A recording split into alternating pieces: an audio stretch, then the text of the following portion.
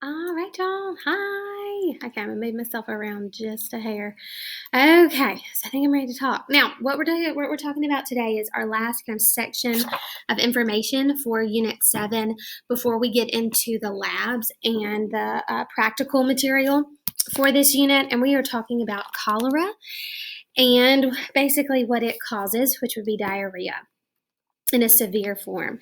So, when we talk about cholera, it's not something that here in our American society and culture we deal with very often. Yes, there can be outbreaks in industrialized, worlds and communities like ours, but for the most part, this is going to occur most often in impoverished third world countries or countries that are experiencing some sort of shift in daily balance. So, easiest place that I can put you to think about where this occurs is somewhere where my husband has traveled.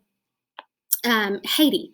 Haiti, as y'all know, a few months ago suffered from a really terrible hurricane that really destroyed a lot of that island.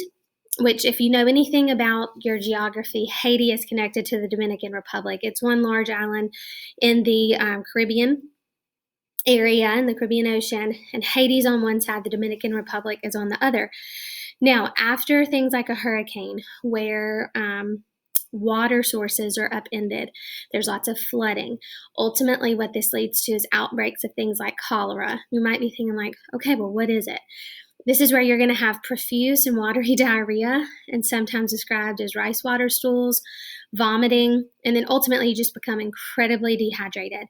And this is from contracting the bacteria, the Vibrio cholerae, from contaminated water sources. And it is something that is incredibly easy to transmit because that bacteria is so tiny. It can transmit from flies landing on someone's loose stool and then landing on your food or landing in your water. It can become something that contaminates the water sources.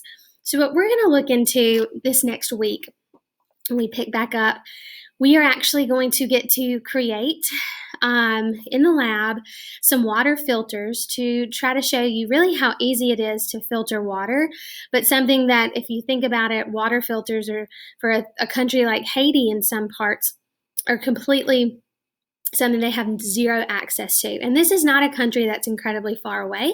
It's still in our Western Hemisphere. It only takes, I think, 6 or 7 hours to fly there, which is not very far away. I think sometimes when we think of third world countries, we think all the way over in Africa where it takes days of travel to get there.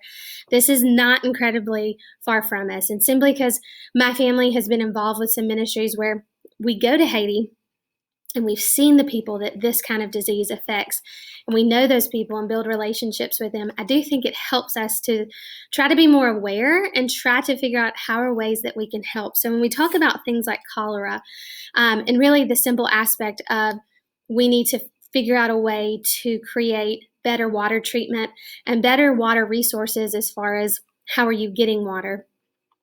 We really take for granted here in America that we have, a city water treatment center and the pipes and all the water lines that get you water to just go to the bathroom and never think about it again, because we don't have to worry about any of our waste products, or turn on the faucet and you've got it. I know right now we can't go to the water fountains because of COVID, but in a normal circumstance you can go to water fountains and just fill up your water bottle and get water. So this is what I want y'all to kind of think of over the week, of just what you are blessed with, so to speak, and how maybe one day you want to be someone that does help other people in the world, and how can you do that? One other thing we'll talk about is just treatment, and this is another thing to think of. If you were to get severely dehydrated, where are you going to go? You're probably going to go to your closest emergency room.